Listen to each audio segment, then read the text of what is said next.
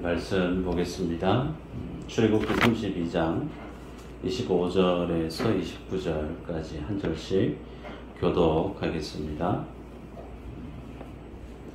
모세가 본즉 백성이 방자하니 이는 아론이 그들을 방자하게 하여 원수에게 조롱거리가 되게 하였음이라.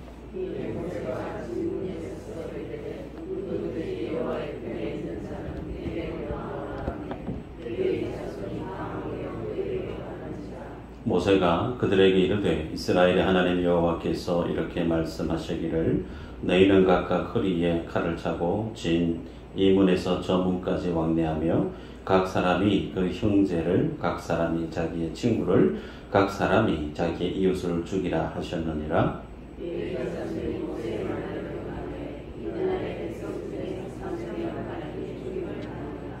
모세가 이르되 각 사람이 자기의 아들과 자기의 형제를 쳤으니 오늘 여호와께 헌신하게 되었느니라.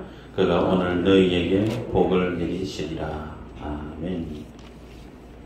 말씀의 제목이 여호와께 헌신이란 제목으로 말씀을 나눕니다. 우리는 지난 시간까지 이스라엘 백성들이 황금 송아지 우상을 섬기는 사건으로 모세가 시내산에 올라가서 하나님께로부터 언약의 계명을 받은 돌판을 깨뜨려 버렸던 사건을 보았죠. 그 언약의 돌판을 깨뜨려 버렸던 이유는 하나님의 언약을 약속을 했던 이스라엘 백성들에게 그들이 범했던 죄의 그 내용대로 하나님의 언약을 그들이 적용해 버리면 살아남을 인생이 아무도 없었기 때문에 하나님께서 모세를 통해서 하나님의 율법의 그 돌판을 깨뜨리게 했다, 그렇게 했습니다. 그러면서 모세가 하나님의 계명의 그 돌판을 깨뜨렸던 그 사건은 장차 이 땅에 말씀으로 오실 예수 그리스도, 하나님의 말씀이 모세를 통해서 시내산에 하나님 속에 거하셨던 그 말씀 이 땅에 오시던 것처럼 요한복음 1장에서 하나님이 곧 말씀이다, 예수 그리스도가 곧 말씀이다, 그렇게 사도 요한은 예수 그리스도를 로고스로 제시하면서 말씀은 신 예수 그리스도께서 십자가에서 자신을 살찌져 죽게 하는 십자가 사건을 예표했던 사건이었음을 우리가 지난 시간에 보았습니다. 그래서 죄를 범한 인생은 장본인은 이스라엘 백성들인데 그들의 죄에 대한 책임을 누가 짊어지셨느냐? 하나님이 자기 비하, 자기를 십자가에 내 던지심으로 이스라엘의 그 모든 저주와 죄를 주님이 담당하셨던 사건을 우리가 지난 시간에 보았고, 오늘부터 보게 되는 이 본문의 말씀은 그렇게 우상 숭배했던 이스라엘 백성들이 하나님께로부터 우상 숭배한 그 죄에 대한 하나님의 심판이 어떻게 그들 가운데 임하게 되어지는지를 기록하고 있는 말씀을 보게 되죠. 26절 이후로 보면 모세가 진 앞에 서서 사람들에게, 이스라엘 백성들에게 외칩니다. 누구든지 여호와 편에 있는 자는 자기 앞으로 나오라 라고 얘기했을 때 레위 자손들이 하나같이 모세 앞에 나오게 되었고, 그 레위 자손들이 허리에 칼을 차고 우상 숭배했던 사람들을 징계, 심판했는데 몇 명이 죽었다고요? 3,000명이 그날에 죽임을 당했습니다. 자, 재밌는 표현은 그렇게 레위인들이 하나님이 안에 우상 숭배했던 그들을 칼로 죽음의 심판을 명했을 때 그들의 행동을 두고 29절 말미에 보면 여호와께 헌신하게 되었다, 그렇게 기록하고 있다는 게 특이합니다. 여호와께 헌신했다. 여러분, 하나님의 언약을 어겼던 이들을 레위인들이 하나님의 말씀에 의해서 이스라엘 백성들, 특별히 우상 숭배에 열심을 냈던 그들을 심판으로 행했던 그 사건을 성경은 여호와 하나님 앞에 헌신했다라고 기록하고 있다는 사실이 특이합니다. 그래서 우리는 오늘 이 말씀을 다음 주까지 볼 텐데 어떻게 봐야 될까? 세 가지 관점을 봐야 되죠. 하나는 하나님의 심판을 촉발시켰던 이스라엘이 범한 죄, 그 죄가 어떤 죄의 성격인가에 대해서 우리가 깊이 있게 볼 필요가 있고, 두 번째는 그 죄를 범한 인생들을 하나님이 어떤 기준으로 처리하시는지에 대해서도 우리가 봐야 되고, 이와 같은 사건이 향후 완성되어지는 복음 안에서 어떻게 성취되어지는가를 추후에 보게 될 겁니다. 자, 그러면 첫 번째로 이스라엘 백성들이 하나님의 심판을 촉발시켰던 이들의 죄의 성격이 어떤 것인가를 우리가 새롭게 볼 필요가 있는데, 하나님이 이 시내산 위에 올라와 있는 모세에게 우리가 이전에 보았을 때 풀어 설명을 해 주었죠. 이스라엘 백성이 산 밑에서 하나님 앞에 범죄하고 있다, 우상 숭배하고 있다라고 하는 사실을 모세에게 알려주었을 뿐만 아니라 모든 이스라엘 백성들을 주님이 다 정리해버리고 모세 너를 통해서 다시금 하나님의 언약 백성을 새롭게 출발하려고 했던 그런 하나님의 말씀을 모세가 전해 들었죠. 자, 그 정도면 이스라엘 백성이 우상 숭배하고 있는 이 죄악의 성격이 하나님 앞에 어느 정도의 가공할 만한 큰 죄악의 모습인가를 우리가 짐작할 수가 있죠. 그래서 그 얘기를 듣고 내려왔던 모세가 자기 눈앞에 펼쳐져 있는 소위 우상 숭배하고 있는 이스라엘 백성들의 그 모습을 보고 하나님의 언약의 돌판을 던져서 깨뜨리죠. 그 다음 우리가 보았던 내용이 황금 송아지 우상을 깨부시고 태워서 그 가루를 이스라엘 백성들에게 다 마시게 했죠. 여러분, 이 행동이 조금 우리가 깊이 있게 볼 필요가 있는데 몸에 좋은 게 아니잖아요, 그죠? 황금 송아지 우상, 그걸 가루를 만들어서 물에 타서 마시게 했다라고 하는 이와 같은 비슷한 성경의 내용이 어디에 있느냐면 민수기 5장에 가면 여인이 남편이 있는 유부녀가 다른 남자와의 간음을 했다라고 하는 의심을 받게 될 때 그 의심받는 여인이 정말 진실한지 혹은 그 죄를 범한 것이 맞는지 진위 여부를 가리는 의심의 소재를 드리게 합니다. 그래서 제사장은 토기에다가 거룩한 물을 담고 성막에 뜰에 있는 먼지를 그 그릇에 타서 마시게 해요. 그러면 그 물을 마신 여인이 본인이 하나님 앞에 그럴 만한 죄를 범하지 아니했다 그러면 아무런 변화가 없죠. 그런데 의심했던 내용이 드러나면 어떻게 되느냐? 넓적다리가 썩어 들어가게 됩니다. 그래서 그 넓적다리가 썩어 들어가게 되어지고 배가 불러서 결국은 그 정상이 그 여인은 남편이 있음에도 불구하고 간음을 한 여인이다라고 하는 증거가 되죠. 그래서 모든 이스라엘 백성들에게 저주거리가 되게 할 것이다 라고 하는 말씀이 있어요. 맥락이 비슷하다는 겁니다. 여러분, 여기서 우리가 보게 되어지는 성격이 뭐냐면 남편이 있는 여인은 그 남편에게 있어서 그 남편의 아내로서의 진실함을 가지고 살아야 됨을 우리는 당연히 인정할 수밖에 없죠. 자, 그와 같이 이스라엘 백성들이 하나님 앞에 어떤 존재인가를 성경이 보여주고 있다는 거예요. 성경은 하나님은 이스라엘 백성의 창조주 구세주이면서 주님은 또 호세아서로 넘어가면서 우리가 확연하게 보게 되어지는 것이 신랑 대신 예수 그리스도, 그리고 이스라엘 백성은 하나님 앞에서 신부와 같은 존재임을 우리가 성경을 통해 확인하게 되죠. 그래서 마치 황금 송아지를 가루를 만들어서 물에 타서 먹이게 했던 그 성격은 이스라엘 백성들이 황금 송아지 우상을 숭배했던 그 죄가 어떤 죄인지 강조하면서 동시에 그들이 범했던 그 죄에 대한 책임을 스스로가 져야 된다는 거예요.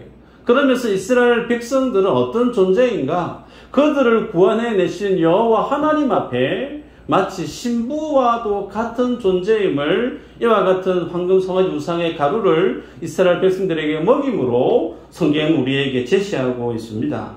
여러분, 그러면 이런 일련의 말씀을 보면서 우리가 정상적인 사람이라면 취해야 될 행동이 어떤 행동인가 상상해 보십시오. 모세가 산에 갔다가 내려오는데 우상 숭배하고 있는 사람들의 모습을 보고 화가 나서 하나님 언약의 돌판을 깨뜨렸습니다. 그리고 황금 송아지를 바라보면서 열렬히 예배하고 있는 그들 보는 앞에서 그 황금 송아지를 깨 부셔버리고 태워서 가루를 만들어 버렸단 말이에요. 자, 적어도 그 정도의 과격한 모습이 보이면 보통 사람은 어떻게 행동해야 될까요? 중학교 우리 국민학교 출신들이죠. 담임선생님이 아직 안 오셨어요. 쉬는 시간에 뭐 해야 되죠? 열심히 떠듭니다. 수다 떨고 어제 텔레비 뭐 봤는지 하여튼 뭐 얘기한다고 바빠요. 그런데 어떤 친구가 야, 선생님 온다. 그러면 갑자기 조용해지죠. 선생님이 오면 교실에서는 뭐 해야 된다? 조용히 해야 된다. 이건 그냥 기본이죠. 비슷한 맥락이에요. 그들이 이 모세를 기다렸다가 모세가 나와왔는데 하나님의 언약의 돌판을 깨 부셔버리고 그리고 황금 송아지를 박살을 내버리고 그런 모습을 볼 때 이스라엘 백성들에게 있어야 될 원래 모습은 자신들이 지금 뭘 하고 있는지 하나님 앞에서 자신의 행동을 돌아보고 반성하고 더 나아가며 회개하는 자리까지 나아가야 되는 게 이스라엘 백성들이 취해야 될 믿음의 모습인데 그러지 아니했다라는 거죠. 25절에 보면 모세가 본즉 백성이 방자하니 이는 아론이 그들을 방자하게 하여 원수에게 조롱거리가 되게 하였습니다. 그랬습니다. 백성들이 어떤 행동을 했느냐? 방자하게 행동했다. 그렇게 기록하고 있어요.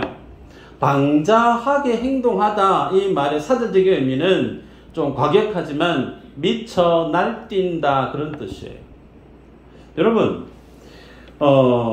이 말씀과 비슷한 맥락의 말씀이 뭐가 있느냐면 이스라엘 백성들의 모습을 묘사하고 있는 관조적인 표현이 이스라엘 백성은 하나님 앞에 목이 뻣뻣한 백성이다. 목이 곧은 백성이다. 그런 표현들을 아마 기억하실 거예요. 그 말씀의 의미가 어떤 것이냐면 이스라엘 백성들이 가축, 밖에 거니는 동물을 잡아서 길을 들여서 예를 들면 뭐 노새든 말이든 그죠? 길을 들여서 가축동물로 쓰려고 하면 길을 들이는 과정이 반드시 있죠. 힘겨루기가 있겠죠. 그런데 이스라엘 백성이 어떤 존재였느냐? 목이 곧은 백성이다. 길들여지지 않는 야생의 그 성격을 그대로 지니고 있는 그렇게 완악한 이들이 이스라엘 백성들이다라고 하는 표현을 이렇게 관용적으로 드러내고 있다는 겁니다. 여러분, 이스라엘 백성들이 모세가 보는 앞에서 미쳐 날뛰듯이 황금 송아지를 바라보면서 그렇게 광란의 예배를 드리고 있어요. 자기들이 보는 앞에서 황금 송아지가 깨 부셔지고 없어져 가고 있는데 여전히 자기들은 그렇게 우상 앞에서 그 마음이 전혀 반성의 모습이 없이 여전히 동일한 마음으로 그렇게 행동하고 있는 그 모습, 방자하게 행동하고 있다. 특히 거기 25절에 보면 아론이 그들을 방자하게 했다라는 표현을 우리가 보게 됩니다. 이스라엘 백성들이 방자했는데 방자했던 이스라엘 백성들을 더욱더 방자하게 만든 이가 누구냐? 아론이다라고 성경은 얘기합니다. 이 말의 의미는 우리가 앞서 32장의 말씀을 볼 때 백성들이 아론에게 나와서 우리에게 신을 만들어내라. 그렇게 아론에게 겁박하듯 협박하듯 그렇게 아론으로 하여금 황금 송아지 우상을 만들어낼 것을 종용했을 때 아론은 어떻게 취해야 되는 게 맞는가? 하나님과 언약을 맺은 이스라엘 백성들이란 말이죠. 모세와 함께 아론은 이제 이스라엘의 대제사장으로서의 사명을 감당해야 될 민족의 지도자란 말이에요. 그러면 백성들이 방자하게 하나님이 기뻐하지 않는 것을 요구하고 행동할 때 어떤 선택을 해야 하는 것이 맞는가? 하나님의 언약 앞에서 이것은 옳지 않습니다. 우리가 십계명의 언약을 우리가 언약 비전 예식을 가졌는데 하나님의 십계명의 말씀에 비춰보면 당신들이 지금 요구하는 것은 하나님 앞에 옳지 않습니다. 그러면 안 됩니다. 라고 백성들을 바르게 말씀으로 인도해야 될 책무가 있었는데 아론은 전혀 자신의 책무와 상관없이 백성들이 요구하는 대로 그렇게 따라 버렸다라는 사실을 이렇게 기록하고 있는 거죠. 여러분 이 모습을 보면서 이스라엘의 모습이 어떤 모습인가? 아주 핵심적인 표현 한 가지로 방자했다라는 것으로 우리가 인간의 모습을 정의할 수가 있습니다. 잠언 29장 18절에 이런 말씀이 있어요. 묵시가 없으면 백성이 방자히 행하거니와 율법을 지키는 자는 복이 있느니라. 아마 잘 아시는 말씀일 텐데요. 묵시가 없으면 여기서 묵시라고 하는 것은 하나님께서 이스라엘 백성들에게 하나님 주시는 계시된 말씀을 뜻하지 않습니까? 그래서 묵시, 다른 말로 하나님의 계시된 특별 계시된 하나님의 말씀, 그 말씀이 백성들 속에 없으면 어떻게 된다고요? 방자히 행하거니와. 여러분 인생이 하나님을 예배하면서 마음속에 하나님의 말씀이 나를 다스리지 않고 그 말씀이 나와 전혀 무관하게 아무런 관련이 없는 것처럼 살아가게 되어지는 인생, 그 모습 속에 드러나는 모습은 어떤 모습인가? 방자한 모습이다라는 거예요. 원어적인 뜻이 미쳐 날뛴다. 죄송스럽지만 원어 뜻이 그래요. 여러분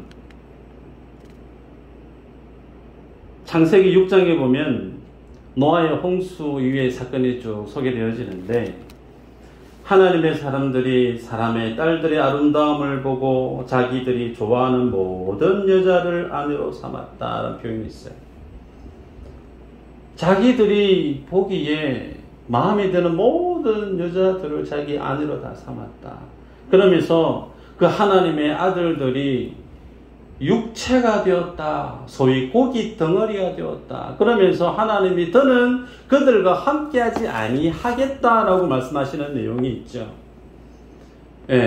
방자히 행하다. 그 말의 뜻이 같은 맥락이에요. 자기들이 좋아하는 세상의 여인들을 다 취했다는 거예요. 사사기에서는 또 어떻습니까? 자기 생각에 옳은 소견대로 행하였다. 사사기에 다람쥐 쳇바퀴처럼 도는 그 삶을, 그 사사기의 역사를 그렇게 한 줄로 평하지 않습니까? 방자히 행하다. 하나님의 말씀과 무관하게 살아가는 인생, 그걸 오늘날 우리의 현대식으로 표현하면 어떤 표현일까? 내 인생은 나의 것이라는 거예요. 내 뜻대로 살고 싶다는 거예요. 내 마음대로 살고 싶다라는 거예요. 하나님의 말씀 좀 부담스럽고 원리 원칙 좀 무시하고 싶고 내 뜻대로 내 감정대로 내 생각대로 살고 싶은 거, 그것이 하나님의 묵시가 없는 인생 속에 살아있는 원래 인간 본연의 모습임을 성경이 우리에게 보여줍니다. 여러분 그러면 이 말씀 앞에서 우리 솔직해질까요? 나는 그렇지 않은가? 나는 그렇지 않은가? 나도 내 뜻대로 살고 싶은 마음이 없어요? 나도 내 마음대로 살고 싶은 생각이 왜 없겠어요? 우리 안에 다 이런 생각 있지 않습니까? 그죠? 디모데후서 3장 16절 말씀 이후 읽어드리면 모든 성경은 하나님의 감동으로 된 것으로 교훈과 책망과 바르게 함과 의로 교육하기에 유익하니 이는 하나님의 사람으로 온전하게 하며 모든 선한 일을 행할 능력을 갖추게 하려 함이라. 잘 하시는 말씀이죠. 여쭤봅니다. 하나님의 모든 말씀이 하나님의 감동으로 된 것을 신뢰하십니까? 다 아멘이죠. 장로교 성도는 아멘 하실 수밖에 없어요. 하나님의 모든 말씀은 성령의 감동으로 된 오류가 없는 무오한 하나님의 말씀이라는 것을 우리는 다 아멘으로 화답을 해요. 그런데 이 하나님의 말씀을, 성경을 하나님의 말씀으로 인정하고 있는 우리의 믿음의 모습이 얼마나 가식적이고 형식적인 수준에 머물러 있는가 제가 말씀해 볼까요? 하나님의 말씀, 모든 성경은 하나님의 감동으로 된 것으로 교훈, 성경 말씀을 보면 교훈을 한다는 거예요. 여기까지는 오케이, 하나님의 말씀 내가 교훈 받기를 원한다, 수긍할 수 있어요? 그 다음 책망. 여러분 중에 책망 받기를 즐겨 하실 분 계세요? 책망 받는 거 좋아하는 사람 별로 없습니다. 또 바르게 함과, 그래요? 바르게 함. 그 말은 내 생각을 뜯어 고친다는 겁니다. 내 삶의 태도를, 삶의 가치관을, 삶의 방향을 하나님의 말씀의 그 기준에서 나를 뜯어 고치는 것, 그 바르게 함이죠. 의로 교육하기에 유익하다. 의가 뭐예요? 죄에 대해서 책망하는 겁니다. 여러분, 이 말씀 그대로 제가 여러분의 뒤를 쫓아다니면서 하나님의 말씀에 따라서 교훈도 하고 책망도 하고 바르게 하고 의로 교육하려고 막 쫓아다니면 여러분들이 기분이 좋을까요? 안 좋을까요? 여러분들이 저한테 그렇게 한번 해보세요. 제가 기분이 좋을까요? 안 좋을까요? 저도 기분 안 좋아요. 그게 우리예요. 우리가 하나님의 모든 말씀을 성령의 감동으로 된 것을 인정한다고 하면서 우리 안의 본성은 하나님의 말씀을 유일한 삶의 기준으로 그 말씀 앞에 내 생각을, 내 욕심을, 감정을, 삶의 방향을 온전히 그 말씀의 칼날 위에 서서 마치 분해야 하듯 그렇게 하나님 우리를 발가벗겨서 하나님이 원하시는 믿음의 사람으로 살아가게 하기가 쉬운가? 그런데 이 과정을 거치지 않으면 1절 17절에 이는 하나님의 사람으로 온전하게 하며 모든 선한 일을 행할 능력을 갖추게 하려 함이라. 선한 일을 행할 능력이 하나님의 말씀이 내 안에 있어서 나를 통치하시고 다스리지 않으면 우리는 하나님의 선한 일을 할 수 있는 능력이 없다는 거예요. 여러분, 그래서 이 말씀을 보면서 우리가 주님 앞에 내 자신의 믿음의 모습을 점검하지 않을 수가 없습니다. 이 말씀 그대로 제가 여러분에게 쫓아다니면서 말씀의 근거에서 제가 여러분을 섬기려고 합니다. 지도하려고 합니다. 집사님, 봉사하는데 좀 나오시죠. 성경 공부하는데 좀 참석하시죠. 그래도 새벽 예배는 일주일에 한두 번 이상 나오셔야 되지 않겠습니까? 전도하는 일에 좀 나오셔야 안 되겠어요? 이런저런 얘기를 계속 해보세요. 아마 저를 보면 피해 다니지 않겠나 싶은데, 여러분, 이스라엘 백성들, 하나님의 말씀 없이 방자에 행했던 사람, 자기 소견에 옳은 대로 행동했던 사람, 자기 눈에 좋아 보이는 모든 여인들을 자기 와이프로 삼았던 이스라엘 백성들의 그 죄가 누구의 죄인가? 우리도 여기에 포함된다라는 걸 우리 스스로 인정할 수밖에 없는 것 아니겠어요? 더 중요한 것은요, 이러한 이스라엘 백성들이 방자하게 행동하는 그 삶에 대해서 성경은 어떻게 표현하고 있느냐면 원수에게 조롱거리가 되었다라고 표현하는 대목이, 방자히 행하는 그 모습 때문에 이스라엘이 도리어 원수에게 조롱거리가 되었다. 이게 무슨 말이냐면, 하나님은 이스라엘 백성들을 출애굽을 시킬 때 10가지의 재앙을 애굽에 내렸습니다. 그죠? 그 10가지의 재앙은 그 시대에 그 많은 사람들이 마치 우상으로 섬겼던, 신으로 섬겼던, 능력이 있는 신으로 여겼던 그 모든 대상들을 가지고 얼마나 그들이 무능력하고 아무것도 아닌 것임을 주님이 정죄하시고 판단하시고 심판하셨던 의미로 10가지 재앙을 허락했다는 거예요. 그래서 오직 하나님의 어린 양의 그 죽으심, 그 주님의 능력과 은혜에 의해서 그들이 구원을 받고 하나님의 백성이 되었고, 그들이 맨발로 홍해를 건넜고 반석에서 광야에서 하나님 주시는 것을 먹고 마시면서 하나님이 정말 참신이다, 하나님이 그들을 정말 구원했고 하나님만이 엘리야 대신 힘이 되신 여호와 능력의 하나님이다 라고 하는 사실을 세상 속에 보여줬는데, 정작 이스라엘 백성들이 지금 황금, 송아지 우상 숭배를 하면서 조롱거리가 되었다라고 말하면은 그들도 별 수 없네라는 거예요. 그렇게 세상의 우상을 정죄하고 심판하고 그것을 무찌르고 구출해 내었던 그들도 세상과 다를 게 없는 인생들이네 라고 하는 것으로 규정됐다는 겁니다. 그래서 그들이 세상에 방자히 행했던 그 모습 때문에 조롱거리가 되었다라고 얘기하는 거죠. 여러분, 세상과 구별 없이 살아가는 성도의 삶의 모습, 태도, 그것을 하나님이 아무것도 아닌 것처럼 여기는 것이 아니다라는 거예요.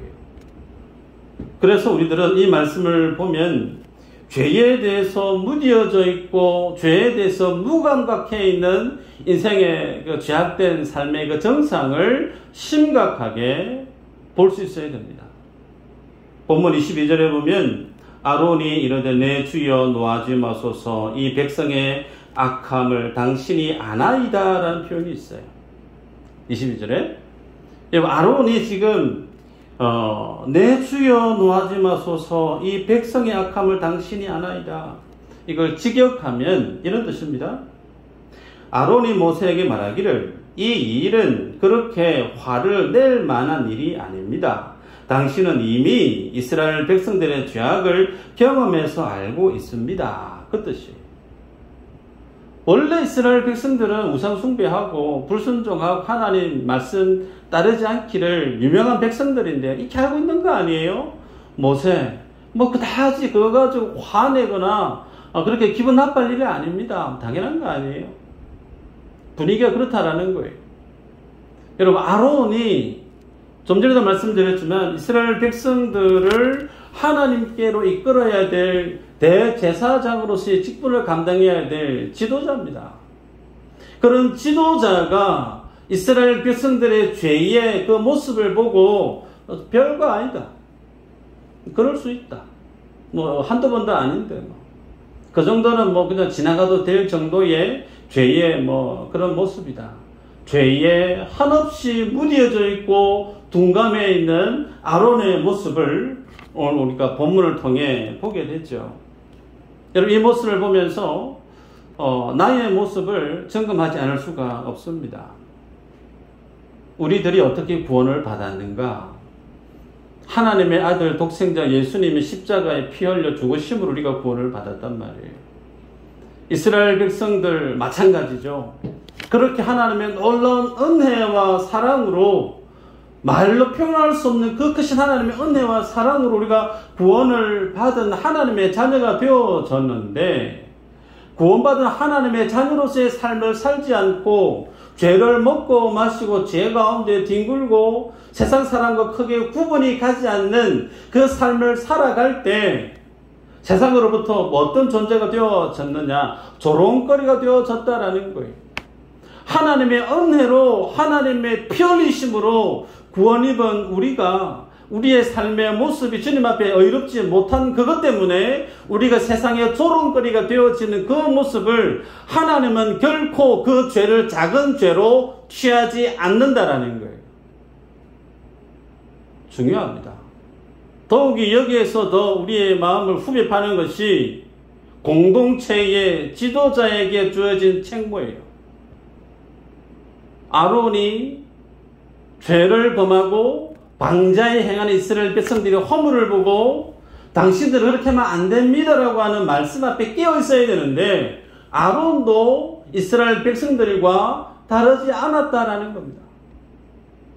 목회자, 교회 안에 장로, 그리고 교회 중직자들은 이 말씀 앞에 무거운 책임감을 지릴 수밖에 없다는 거예요. 나 한 사람이 주님 앞에 예배하는 믿음의 그 모습이 나 한 사람의 모습으로 끝나는 게 아니라는 겁니다. 목회자 한 사람, 교회의 중직자 한 사람, 그 사람이 어떻게 살아가든 그것이 전체 공동체에 뭐 그다지 큰 문제가 되겠는가? 나의 말 한마디, 나의 행동 하나, 나의 신앙의 모습 하나, 그것이 공동체의 지도자로 서 있는 중직자의 위치에 있을 때는 하나님이 그걸 무겁게 보고 있다는 사실이에요. 여러분, 죄를 대수롭지 않게 여기는 거, 이 정도는 다들 그렇게 사는데 그렇게 죄와 세상과 타협하다 보면 여러분, 우리는 세상 앞에 하나님의 사람으로 나설 수가 없습니다. 그래서 사도 바울은 인생이 주님 앞에 특별히 죄의 문제에 대해서 어떻게 살아가야 되는지에 대해서 통렬하게 지적합니다. 로마서 5장 20절 21절에 율법이 들어온 것은 범죄를 더하게 하려 함이라. 그러나 죄가 더한 곳에 은혜가 더욱 넘쳤나니 이는 죄가 사망 안에서 왕노릇한 것 같이 은혜도 또한 의로 말미암아 왕노릇하여 우리 주 예수 그리스도로 말미암아 영생에 이르게 하려 함이라 그랬습니다. 죄와 죽음을 제시하고 있고 은혜와 영생을 제시하고 있습니다. 그래서 죄가 있는 그곳에 하나님의 은혜가 더했다라는 거예요. 우리가 주님 앞에 구원받은 자로 내가 하나님의 자녀가 되고 하나님의 교회 안에 사명자로서 직분을 부여받고 살아가는 그것이 나의 자격이나 나의 열매 때문에 아니라 내가 주님 앞에 드린 것은 죄밖에 없는데 부끄러운 그 죄뿐인데 그 죄를 덮고도 남을 더 큰 은혜로 하나님 우리를 구원시키셨고 그런 우리에게 하나님의 영원한 생명을 주셨다라는 거예요. 그럼 이 진리를 받아든 성도는 응당 어떤 삶을 살아야 되는가? 하나님 앞에 주님 감사합니다. 감사의 고백 외에 할 게 뭐 있겠어요? 그 주님의 은혜 앞에 무한 감사합니다. 어떻게 그 은혜를 갚을까요? 그 안에 은혜 하나님 사랑하심 앞에 감사 외에 달리 할 말이 없을 겁니다. 그런데 인생길 어떻게 행동하느냐? 6장 1절로 가면 그런즉 우리가 무슨 말을 하리요? 은혜를 더하게 하려고 죄에 거하겠느냐? 그럴 수 없느니라. 죄에 대하여 죽은 우리가 어찌 그 가운데 더 살리요? 죄 지으니까 하나님 주시는 은혜가 특별하더라. 죄 좀 더 지어봐야 되겠다. 그럴 수 없다라는 거예요. 그래서 죄 가운데 사는 사람은 그 하나님의 은혜를 모르는 자라는 겁니다. 여러분, 하나님의 은혜를 빈정거리는 어떤 태도로 방자기 이스라엘 삶의 모습으로 그 죄를 여전히 별거 아닌 것인 양 여기고 살아간다면 그 사람은 하나님의 은혜를 모르는 사람이에요. 그 하나님의 은혜를 아는 자는 그 죄 앞에 널브러지고 그 은혜 앞에 두 손 두 발 들고 주님 앞에 설 수밖에 없어요. 말씀을 맺습니다. 때문에 성경이 죄 앞에 있는 성도의 모습을 어떻게 권면하는가? 로마서 6장 10절 이후로 보면 그가 죽으심은 죄에 대하여 단번에 죽으심이요 그가 살아계심은 하나님께 대하여 살아계심이니 이와 같이 너희도 너희 자신을 죄에 대하여는 죽은 자요 그리스도 예수 안에서 하나님께 대하여는 살아있는 자로 여길지어다. 우리는 죄에 대해서 죽은 자로 여기라는 거예요. 죄의 유혹에 살아있는 자가 아니라는 겁니다. 그 죄에 대해서 죽은 자고 우리는 하나님의 은혜 앞에 살아있는 하나님의 자녀이라는 사실을 자기는 스스로 깨달아 알아야 된다 강조하고 있죠. 때문에 성도의 내면 안에 일어나는 그 죄의 문제를 어떻게 다뤄야 될까? 오늘 읽었던 본문의 26절에 보면 모세가 얘기하죠. 여호와 편에 있는 자는 내게로 나오라. 한쪽 부류는 황금 송아지 우상이 다 박살이 나고 없는데 그 모습이 여호와에 아직도 취해서 광란의 예배를 미쳐 날뛰듯이 예배를 드리고 있어요. 그 모습 앞에 자신이 지금 뭘 하고 있는지도 몰라요. 죄를 먹고 마시고 살아가면서 그것이 주님 앞에 죽을 죄인지도 전혀 구분이 안 가고 살아가고 있다는 거예요. 반면에 한 부류는 그런 죄에서 돌이켜서 그것이 죄임을 인정을 하고 하나님께 나아오라는 거예요. 그 죄를 정죄하고 그 죄를 심판하는 자리로 하나님의 의로 하나님의 자녀된 믿음의 자리로 나아오라는 거예요. 여러분, 방자히 행하느니라. 하나님의 말씀 우리 안에 가지 않으면 우리는 하나님의 말씀에 대해서 별 관심을 가질 수가 없습니다. 하나님의 뜻이 어디에 있는지, 하나님이 내 인생 속에 가지고 있을 계획이 뭔지 전혀 관심이 없어요. 그냥 눈에 보이는 것에 따라 살아가는 인생이 될 수밖에 없다는 거예요. 근데 하나님 우리에게 요구하는 삶의 모습이 하나님의 묵시를 떠나 있는 인생이 아니라는 겁니다. 하나님의 말씀 앞에 그 말씀의 통치, 그 다스림 안에서 무엇이 죄인지를 아는 자로 주님 앞에 나오라고 우리에게 도전합니다. 그러기에 여러분, 오늘 말씀 속에서 우리에게 무겁게 책망하듯 말씀합니다. 내가 별거 아닌 것으로 여기고 있는 죄의 모습은 없는가? 내가 가정에서 아버지로, 어머니로, 혹은 교회에서 중직자로 있으면서 나의 말 한마디, 나의 신앙의 행동 하나가 아무것도 아닌 것으로 가볍게 여기고 살아가고 있는 것은 아닌가? 나의 신앙의 모습이, 나의 예배드리는 믿음의 모습이 공동체 전체에 미치는 영향이 얼마나 큰가? 주님이 그것을 크게 보고 있다는 거예요. 그래서 그 자리에서 돌이킬 것을 우리에게 명령하듯 말씀합니다. 그러기에 우리가 주님 앞에 나아가십시다. 이스라엘의 불순종한 방자에 행했던 이들의 모습이 그들만의 모습이 아닌 내 안에 있었던 모습과도 별반 다르지 않음을 인정하고 하나님의 은혜를 구하고 회개의 열매를 맺어가는 저 여러분들 되시기를 주 이름으로 축복합니다. 기도합니다. 하나님 감사합니다.